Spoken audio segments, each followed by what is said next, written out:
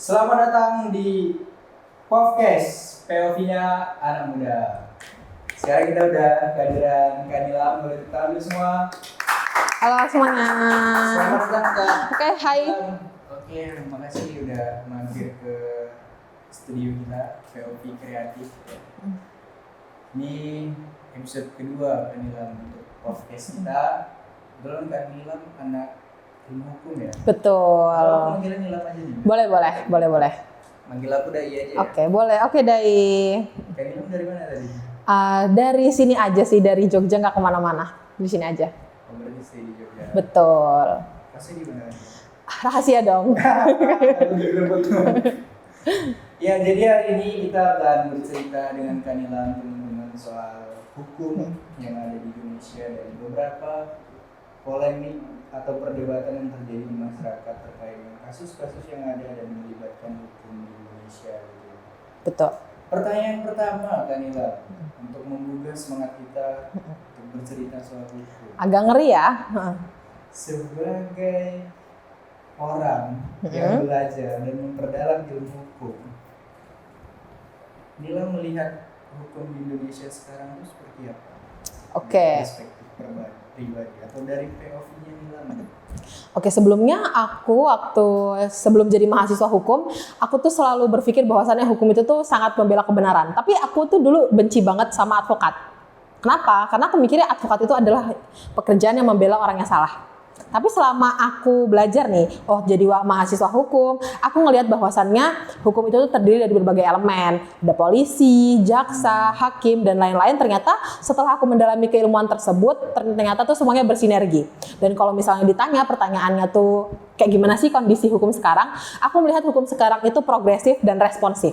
Kenapa aku menggunakan dua kata tersebut? Progresif karena saat ini hukum itu tuh bisa dibilang fleksibel. Kita lihat banyak banget metode-metode penyelesaian sengketa yang sifatnya itu non-penal. Non-penal itu apa? Non-penal itu di luar pengadilan. Jadi kayak hukum itu semakin responsif menjawab kebutuhan-kebutuhan di masyarakat, dan aku rasa itu merupakan sebuah jalan keluar yang solutif. Ketika masyarakat ini tuh sekarang tuh nggak boleh jahat dibalas jahat, tapi jahat dibalas pulih biar orang itu pulih dan nggak jahat lagi. Sekarang aku memandang hukum tuh sebagai situasi yang fleksibel sih. Oh gitu. Iya, hukum sekarang cukup progresif. Betul. Tapi kalau ada statement di tengah-tengah kita masyarakat umum yang tidak memperdalam ilmu hukum dan tidak terlibat di sana gitu, tidak terlibat dalam proses penegakan hukum gitu. Statementnya kurang lebih seperti ini. Ada pelemahan hukum yang terjadi di Indonesia. Setuju nggak itu? Setuju, karena memang pada faktanya banyak banget yang terjadi. Kayak kita bisa sebut aja kasus-kasus penyuapan hakim TR yang terjadi di Jawa Timur kan. Kita semua tahu bahwasannya hakim itu tuh memang ada gratifikasi dan lain-lain. Kita bisa bilang bahwasan memang ada pelemahan hukum yang dilakukan oleh siapa? Oleh oknum. Kita tidak menyebut orang-orang yang melakukan pelanggaran kode etik profesi hukum itu sebagai bagian dari kita. Aku pribadi memandangnya seperti itu. Artinya orang-orang yang melanggar itu dalam tanda kutip oknum. Iya. Tidak semua penegak hukum melakukan pelanggaran. Benar. Tapi pelemahan hukum di Indonesia itu Fakta. kenapa bisa? Karena yang pada kenyataannya hukum itu kan katanya Profesor Sachipto Raharjo itu hukum untuk manusia, bukan manusia untuk hukum. Nah, orang yang menganggap manusia untuk hukum itu adalah orang-orang yang mementingkan keinginannya sendiri. Bisa dibilang kita lebih melihat aspek finansial mereka ya. Mereka melihat gratifikasi, korupsi, dan lain-lain untuk apa? Untuk keinginannya mereka sendiri. Dan hal tersebutlah yang aku merasa membuat hukum yang lemah dan membuat citra hukum itu buruk sih di masyarakat itu. Artinya kan emang ada yang gratifikasi, suap, dan kasus-kasus lainnya yang menguntungkan secara personal yang kita sebut sebagai oknum. Betul. Itu real terjadi. Real terjadi dong. Karena untuk kepentingan pribadi dan keuntungan kantong sendiri. Betul. Keuntungan pribadi sih mungkin ada juga yang kepentingan kelompok. Nah, untuk bisa dibagi-bagi dan lain-lain. Makanya hukum sendiri itu mengenal adanya kejahatan terorganisir. Yang mana misalnya ada A dan B dan C bersekutu untuk membuat sebuah kejahatan dan ditutupi oleh kelompoknya. Seperti itu. Artinya akan selalu ada potensi untuk memutar penegakan hukum yang ada di Indonesia gitu. Artinya hal yang benar bisa disalahkan dan yang salah bisa dibenarkan. Hal itu sebenarnya memang bisa terjadi ya, karena hukum sendiri itu di Indonesia, apalagi nih KUHP itu kan baru berlaku di tahun berapa nanti ya. Indonesia itu tuh masih bisa dibilang banyak banget kondisi di masa depan yang akan terjadi kekosongan hukum. Nah, hal tersebut akan sangat teratasi dengan adanya restoratif justice itu sendiri. Dengan adanya restoratif justice, banyak banget keadaan-keadaan yang kosong hukum bisa diatasi. Nah, hal ini tuh asal kedua pihak tuh setuju. Maka dari itu menurut aku dengan hukum yang bisa secara optimal, progresif, sama responsif, itu bisa mengobati pelemahan hukum itu sendiri. Nah, tapi ini dalam tanda kutip, kalau misalnya keuntungan pribadi itu dijadikan landasan restoratif justice itu salah.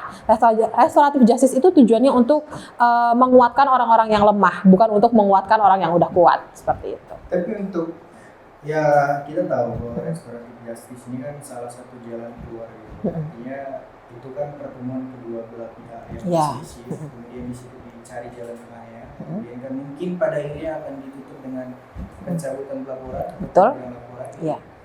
Tapi kan faktanya begini, Bang.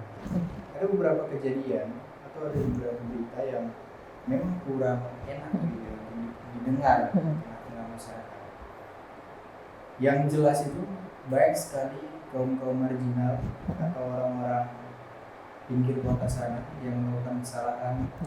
Contoh, baru-baru ini ada kasus pencurian kayu di Gunung Kidul. Nah itu kan terancam 5 tahun penjara.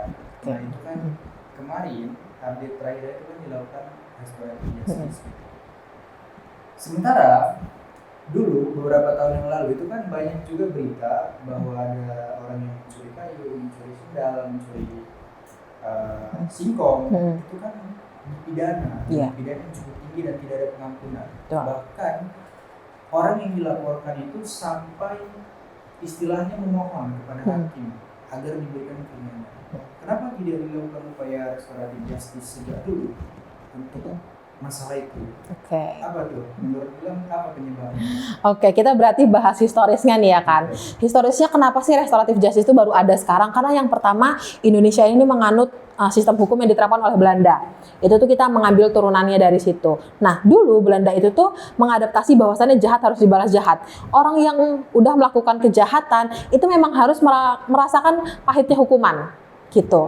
Mungkin kita bisa bilang itu adalah kesalahan-kesalahan di masa silam yang mana kita nggak bisa menyalahkan. Aku sebagai mahasiswa hukum setelah mengetahui bahwasannya ternyata putusan hakim itu emang adalah sumber hukum.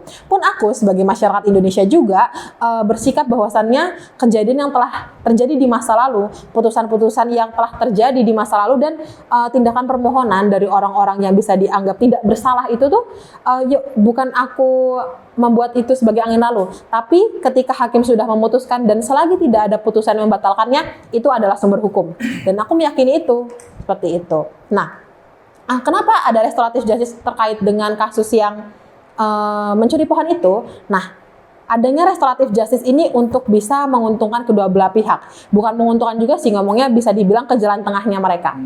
Si orang yang tidak bersalah, bisa dibilang mereka kan bisa jadi mencuri kayu itu kan dengan alasan-alasan yang mendesak dan lain-lain. Tapi orang yang dicuri kayunya pun juga merasa dirugikan dengan berbagai faktor, baik itu ekonomi, pertumbuhan bisnis, dan lain-lain.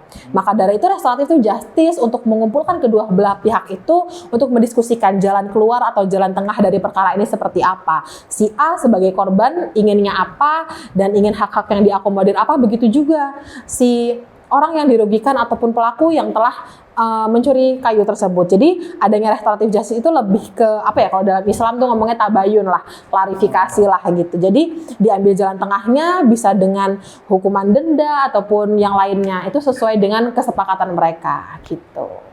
Iya, karena kalau kita mundur lagi, artinya kan beberapa kejadian itu sudah terjadi. Iya. Dan restoratif justice itu kan baru muncul. Ya mungkin yang tidak termuat atau tidak dikeluarkan oleh media cukup banyak. Cuman yang baru-baru ini kan memang upayanya. Iya. Harusnya dulu juga itu bisa diberlakukan. Sebenarnya dulu tuh bisa, tapi karena kita kan hukum tuh terus berkembang ya. Jadi memang pendekatan hukum itu tuh beda. Dulu lembaga pemasyarakatan atau penjara itu tuh berfokus untuk memberikan efek jera berupa hukuman. Tapi sekarang lembaga pemasyarakatan itu tuh berjuang untuk gimana caranya orang yang melakukan kejahatan ini bisa pulih dan sadar, oh tindakanku dulu ini salah loh dan aku nggak bakal ngulangin lagi. Jadi memang fokus pemerintah itu sudah beranjak dari dulu yang sistem penegakan hukum yang sifatnya membalas, sekarang tuh memulihkan. Itulah yang kita sebut sebagai fleksibel tadi. Iya betul. Artinya kan gini, saya punya pembanding sebetulnya. Tapi sebelum kita masuk ke pembanding, sebetulnya apa yang menjadi kriteria bisa dilakukan yang restoratif justice? Okay. Artinya kan gini, tidak semua tindak pidana itu bisa dilakukan upaya restoratif justice. Iya betul. Kalau setahu saya personal itu yang bisa dilakukan restoratif justice adalah tipikor atau tindak pidana tipiring ya, tindak pidana ringan. Ya. Nah, bagaimana untuk yang berat gitu? Nah ini kita perlu tahu juga kriteria tindak pidana yang bisa dilakukan oleh restoratif justice itu seperti apa, dan yang tidak bisa itu seperti apa. Yang pertama yang harus dilakukan restoratif justice itu kan restoratif justice itu bentuknya banyak ya. Ada yang bentuknya diskusi, kalau misalnya korban atau pelakunya anak itu namanya diversi, tapi sama pada intinya itu adalah diskusi. Dan perlu kita ketahui bersama bahwasannya restoratif justice ini dapat dilakukan ke pelaku atau korbannya anak dan tindak pidana ringan. Nah, kriteria tindak pidana ringan itu seperti apa? Dari ancaman 10 tahun ke bawah. Gitu. Jadi dengan pidana-pidana misalnya pencurian, terus itu kalau misalnya dia tindak pidananya diancam dari 10 tahun ke bawah, dia bisa dilakukan restoratif justice. Namun, untuk tindakan-tindakan apa sih yang nggak boleh di restoratif justice itu adalah extraordinary crime. Jadi biasanya sekitar 10, kalau 10 sampai 15 itu masih fleksibel. Tapi kalau udah 15 ke atas, apalagi tindakan-tindakan yang merugikan negara seperti tindak pidana korupsi, tindak pidana pencucian uang, terus itu narkotika dengan berat yang mencapai lebih dari 10 kg, itu tidak bisa dilakukan restoratif justice. Karena memang sudah merugikan banyak pihak dan kebijakan pemerintah itu untuk melakukan restoratif justice itu lebih fokus kepada tindak pidana ringan di bawah 10 tahun. Gitu. Pertanyaan berikutnya, karena kita kan sudah tahu apa yang menjadi kriteria bisa dilakukannya restoratif justice. Siapa orang yang punya wewenang untuk bisa melakukan tindakan itu? Siapa saja gitu? Karena kalau yang terbaru, lihat kemarin kasus yang di Gunung Kidul itu kan ada pihak kepolisian. Iya, betul. Sementara kan penegak hukum itu kan tidak ada banyak. Itu apakah semua bisa atau hanya polisi yang memiliki wewenang gitu? Sejauh ini kalau misalnya kita mengacu pada undang-undang ya, yang wajib mendiversi di berbagai lapisan itu adalah dalam kasus anak. Nah, jadi kalau misalnya kasus apapun jenis tindak pidananya, baik itu pembunuhan ataupun yang lain-lain, baik itu tindak pidana ringan, ditindak pidana dengan sistem peradilan pidana anak itu mewajibkan kepolisian, dari kepolisian lalu ke kejaksaan, lalu ke persidangan yaitu hakim, lalu sampai ke lembaga pemasyarakatan nanti itu dilakukan restoratif justice.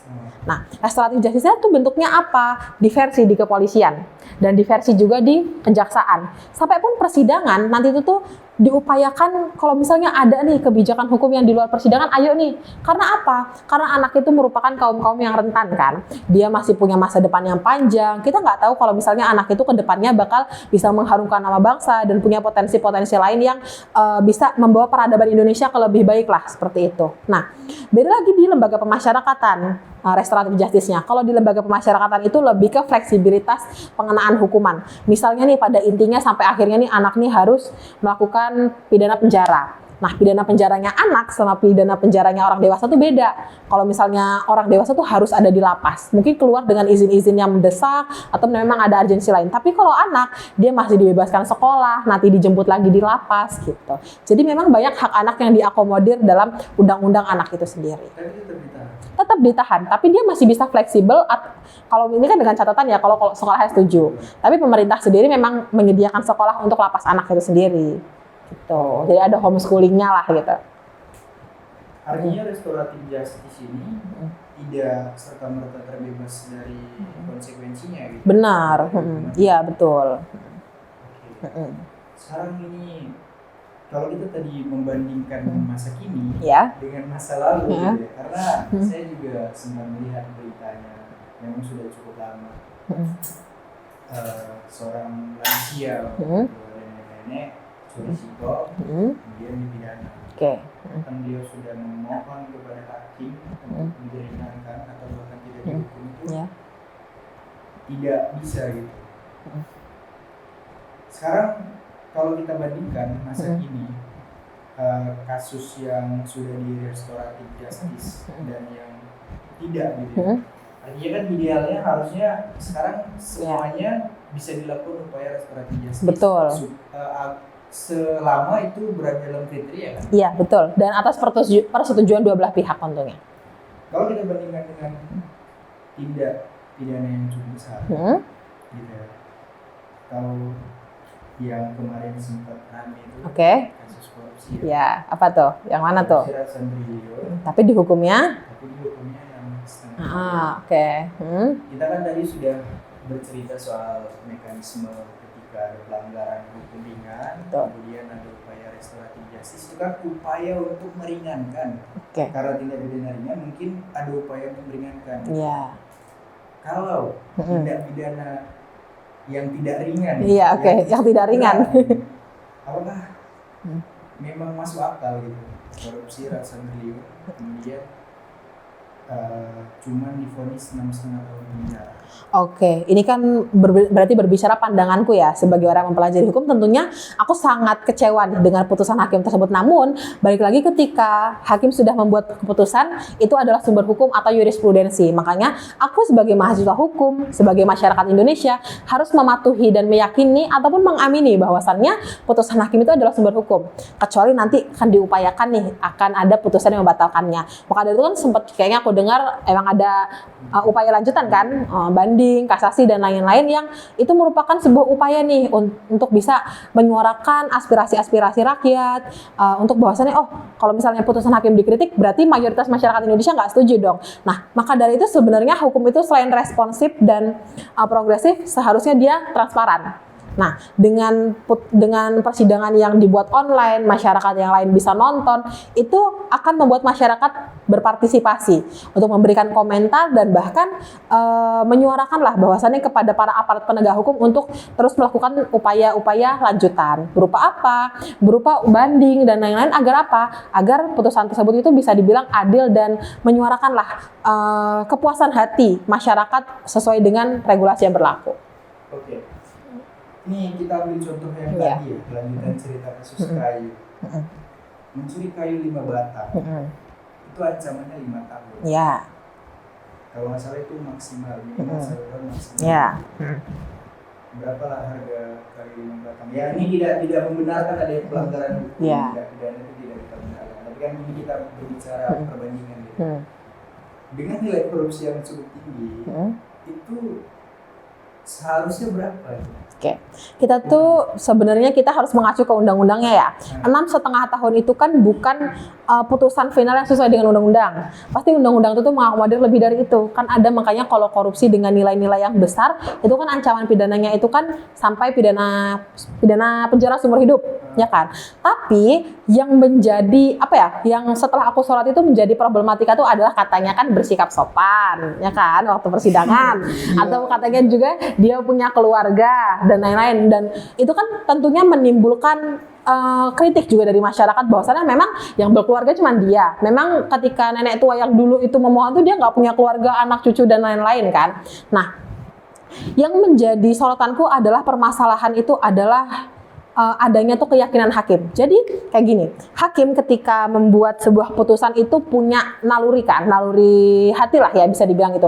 Jadi dengan keyakinan yang dia miliki itu dia bisa memutuskan. Tapi contoh keyakinan itu ada 3. Naluri bebas, jadi dia bebas sesuai instingnya dia, sesuai dengan alat bukti dan sesuai dengan undang-undang. Ketiga, keyakinan dia ini sudah mencukupi nih, 3 ini dia merasa yakin bahwasannya baru dia bisa memutuskan sesuai dengan apa yang dia lihat di persidangan. Nah, yang menjadi permasalahan, tolak ukur yakinnya ini memang tidak diatur dalam undang-undang. Nah, itu yang menurut aku perlu dijadikan evaluasi untuk pembaharuan hukum, khususnya hukum pidana sih di Indonesia selanjutnya. Sorry, ini aku agak sedikit menarik kesimpulan sementara. Karena nanti tolong konfirmasi. Ya, boleh. Ya. Artinya, dalam penegakan hukum seorang hakim yang nantinya akan memutuskan, Iya. selain ada pertimbangan objektif yaitu aturan atau perundang-undangan yang berlaku, artinya dia punya pertimbangan subjektif Punya. dan dia punya kebebasan untuk memutuskan. Punya. Kebebasan itu kan terjadi terbagi menjadi 3 ya. 2-nya tuh harus ada alat bukti dan satunya lagi harus berdasarkan undang-undang, satunya baru naluri hati yang Itu secara pure. opsi atau tiga-tiganya? Tiga-tiganya harus ada. Oh, tiga-tiganya harus ada. Ya. Oh, jadi bisa aja kasus korupsi yang ideal itu sebenarnya bukan ideal ya. Harusnya cukup tinggi. Ya. Ya. Tapi dia malah dapat yang rendah gitu. Ya itu kan kita sebagai rakyat itu sakit hati ya. Ya. Sebagai rakyat melihat karena sebelumnya kita kan sudah melihat kasus-kasus di masyarakat itu kan banyak gitu. Walaupun tidak semuanya naik ke media. Ya betul. Nah, itu kan hukuman untuk kita rakyat yang ya memang tidak sebegitu besar atau tidak seberapa itu kan, tapi hukumannya kok tanpa ampun gitu. Gila-gilaan. Untuk koruptor justru seringan itu gitu. Nah, Bahkan ada masyarakat yang menyatakan nggak usah sampai 300 triliun, 1 triliun aja lah, nggak apa-apa aku di penjara 6,5 Oke. tahun. Saking sakit hatinya melihat fakta itu gitu kan. Walaupun sekarang masih ya Ada upaya lah ya, masih kita tinggal menunggu. inilah mengikuti ya upaya kasih. Sebenarnya karena kekecewaan itu aku jadi lost interest gitu loh untuk mengikuti ya. Tapi karena mau nggak mau ini kan merupakan bagian dari studiku juga. Jadi kayaknya aku bakal terus mantau sih gitu. Tapi nggak ada keterlibatan dari anak hukum untuk mengawal itu. Sejauh aku sih mungkin teman-teman sejawatku, teman-teman program studi ilmu hukum, baik itu dengan cabang keilmuan yang lain-lainnya tentunya sangat menyuarakan ya, apalagi masyarakat Indonesia pada umumnya, baik yang turun ke jalan dan kita tuh menurut aku sebagai Gen Z, masyarakat muda, anak muda tuh bisa menyuarakan hal itu tuh tanpa ada kekerasan. Karena kan kayak balik lagi banyak banget orang tuh yang ingin menyuarakan haknya tapi nggak peduli dengan keamanan dirinya. Sekarang tuh kan banyak media sosial, kita bisa menyuarakan kritikan-kritikan kita lewat tulisan ataupun lewat kritik-kritik, dan kan setiap institusi kan pasti menerima kritikan. Nah menurut aku itu merupakan jalan yang bisa kita ambil sih, gitu. Artinya sebetulnya ada respon juga. Tentunya ada. Iya. Dan responnya cukup kecewa juga. Ya kecewa dong, siapa yang gak kecewa? Tapi kan balik lagi ketika kita mau kecewa mau enggak, yang opsi outputnya, opsi akhirnya tuh ada 2, setuju dan tidak setuju. Tapi mau nggak mau kita harus setuju karena putusan itu sudah disahkan dan setiap putusan hakim itu adalah jurisprudensi atau sumber hukum yang harus masyarakat Indonesia taati. Tapi sebagai saya dan orang yang tidak terlalu mendalami hukum, ketika hakim sudah memutuskan dan sudah ketok palu, apa upaya yang bisa dilakukan atau mekanismenya seperti apa? Oke. Banding atau sampai tahap kasasi itu seperti apa dan siapa yang berwenang melakukan itu? Ini dalam konteks tindak pidana korupsi ini ya? Ya oke. Kalau misalnya kayak gitu sih yang paling berwenang tuh adalah dua belah pihak ini. Jadi misalnya kan kalau misalnya korupsi ini kan pasti yang dirugikan tuh adalah negara ya. Negara kan diwakili oleh jaksa. Nah, jaksa ini bisa mengajukan banding. Bandingnya itu akan ke siapa? Bukan ke pengadilan negeri lagi, tapi ke pengadilan tinggi. Terus nanti akan kasasi lagi ke Mahkamah Agung. Bisa peninjauan kembali juga ke Mahkamah Agung, seperti itu. Tertinggi di kasasi? Iya, betul. Artinya kalau sudah kita kasasi, apapun keputusannya, kita harus menerima. itu udah Ya, final. Kalau untuk masyarakat biasa, artinya kan gini, tidak semua masyarakat biasa itu memahami aturan dan mekanisme dalam hukum. Betul. Kita sekaligus menjelaskan kawan-kawan Iya. mungkin tidak bersentuhan langsung dan tidak punya rekan yang paham soal hukum. Betul. Sebagai masyarakat biasa, ketika kita tersandung kasus tindak pidana gitu ya, baik ringan atau berat, untuk melakukan banding atau untuk bisa merubah keputusan itu, mekanismenya seperti apa? Sebenarnya hal tersebut itu bisa kita lakukan dari awal untuk melaporkan perkara sih. Misalnya kita sebutlah ada warga Indonesia yang dia terjerat kasus, dia tuh sebagai korban, dia ingin menyuarakan suaranya tapi dia nggak punya budget, nggak punya finansial yang cukup untuk bisa didampingi oleh pengacara. Tapi di Indonesia ini ternyata sudah mengakomodir adanya lembaga bantuan hukum. Lembaga bantuan hukum tuh biasanya dia punya pos di setiap pengadilan negeri. Untuk apa? Untuk kita. Jadi kayak warga negara biasa yang nggak paham hukum tapi dia ingin menyuarakan, Pak, Bu, aku tuh pingin ini loh, tapi aku tuh nggak paham caranya. Ada LBH yang akan siap menanggung secara 0% dan akan dibiayai oleh negara. Itu pasti. Pasti. tidak benar 0%. Benar. Kalau kita ke LBH. Benar. Tapi mungkin yang akan menjadi pertanyaan itu LBH itu memang punya kuota setiap tahunnya. Karena kan dia dibiayai oleh negara, ada anggarannya kan. Oh, LBH yang dibiayai. Iya, Lembaga Bantuan Hukum LBH. Jadi setiap LBH itu punya kuotanya. Jadi mungkin yang akan menjadi penghambat itu adalah kuota itu. Dengan banyaknya permasalahan yang terjadi di masyarakat, masyarakat ingin mengadukan kepada LBH, sedangkan LBH itu nggak punya kuota yang cukup untuk menampung aspirasi ataupun penyelesaian yang akan disuarakan lah oleh masyarakat Indonesia. Tapi overall, selama LBH punya kuota, mereka punya kewajiban. Mereka punya kewajiban. Untuk membantu Iya. siapapun yang meminta bantuan. Betul. Dan biasanya ada di setiap Pengadilan negeri. pengadilan pasti ada LBH-nya. Setahu aku sih ada ya. Mungkin yang akan menjadi alasan kalau misalnya nggak ada tuh ada di daerah-daerah terpencil. Belum terjangkau. Iya, belum terjangkau. Karena ini kan menjadi keresahan juga. Banyak sekali kasus-kasus yang tentu tidak masuk media, Iya. gitu kan, yang dihadapi oleh masyarakat kecil. Jadi karena mereka tidak memahami hukum, tidak memahami mekanismenya, dan tidak ada pendampingan di sana, dan mungkin tidak ada perlindungan buat Betul, mereka juga dari hukum yang ada di Indonesia, sehingga mereka harus menerima konsekuensinya. Adalah seharusnya ada mekanisme-mekanisme yang bisa Iya. mereka tempuh. Terus menurut Nilam, ini sorry agak meminta pandangan subjektif ini Boleh. soal tindak pidana korupsi satu ini kondisinya 6,5 tahun. Menurut Nilam ya, Oke. ini personal.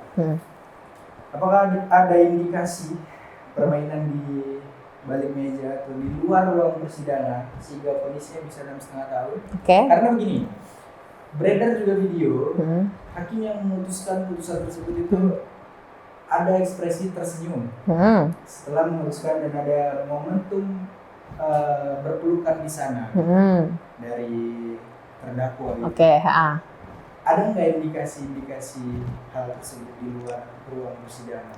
Oke. Mungkin kalau misalnya aku nggak belajar hukum, aku akan berpendapat yang aneh-aneh ya, bisa dibilang ke arah yang negatif. Tapi selama aku mempelajari hukum, ekspresi wajah itu tidak dapat diartikan sebagai alat bukti ataupun barang bukti. Apalagi itu satu. Gitu. Jadi dalam hukum pidana sendiri, kalau misalnya kita ingin membuat hal tersebut itu sebagai sebuah indikasi, minimal alat buktinya 2. Gitu. Jadi nggak bisa kalau misalnya satu kita menjustifikasi, oh ternyata ada gratifikasi nih, gitu. Nggak bisa. Jadi kalau misalnya memang ada urgensi ya, kepentingan terselubung terkait dengan adanya putusan yang bisa kita bilang dengan nominal yang kecil dan masa pidana yang kecil, itu memang bisa kita selidiki. Tapi oleh orang-orang yang memang punya wewenang dengan alat bukti apa dan dengan barang bukti apa, itu kita harus mencari tahu terlebih dahulu. Apalagi kalau untuk para orang yang ada di sana kayak jaksa, hakim, mereka tidak boleh. Jadi mereka aparat penegak hukum itu tuh nggak boleh berkomentar ketika sebuah perkara itu sedang berjalan. Gitu. Iya.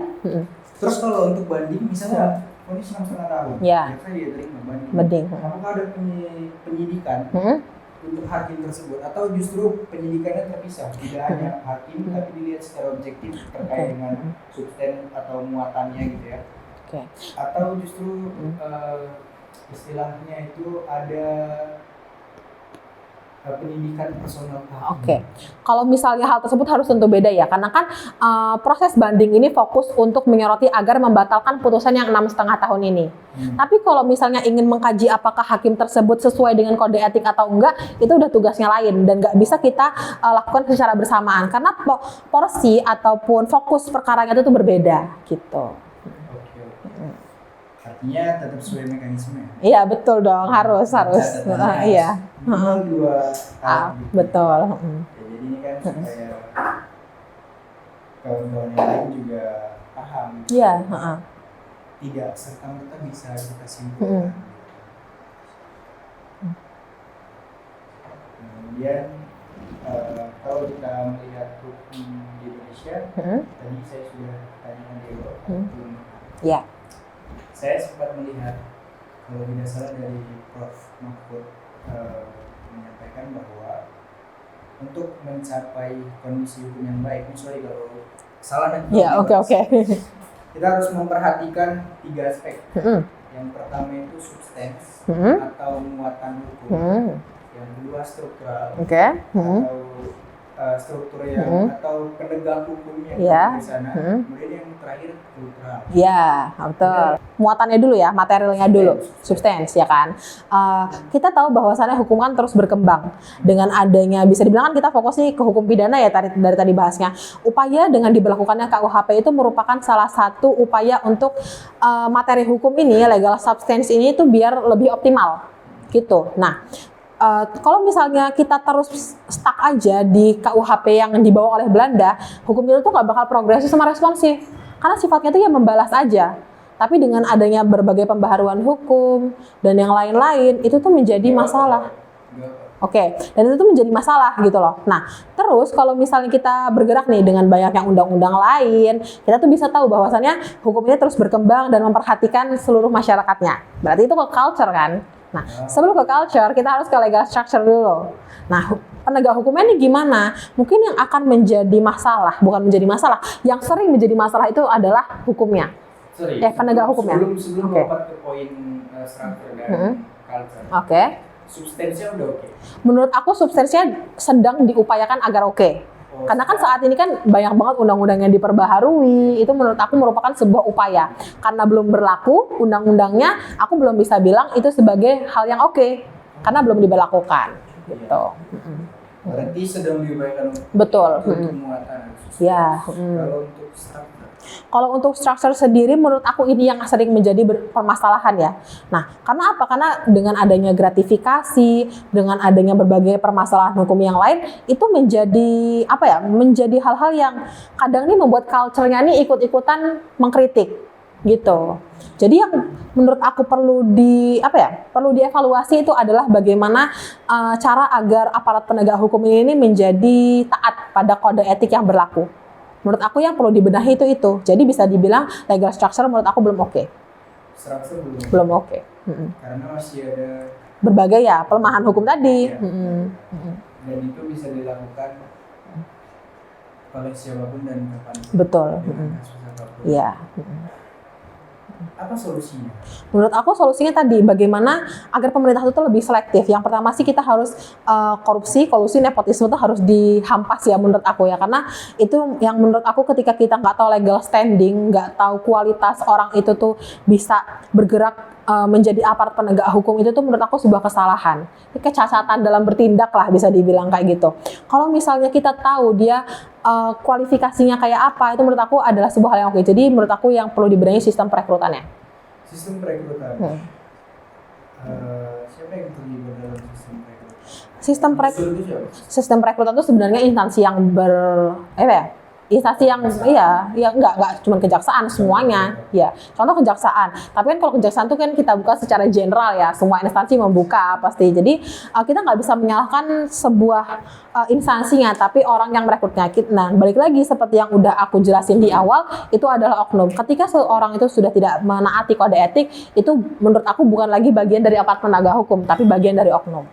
Nah, ini ada pertanyaan menarik sebetulnya dari aku.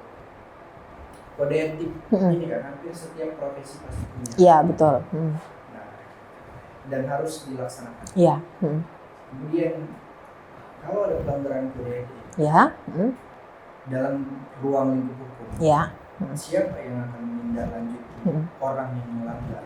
Sebenarnya itu beda-beda sih ya. Tapi pada intinya setiap instansi itu mempunyai dewan kode etiknya sendiri.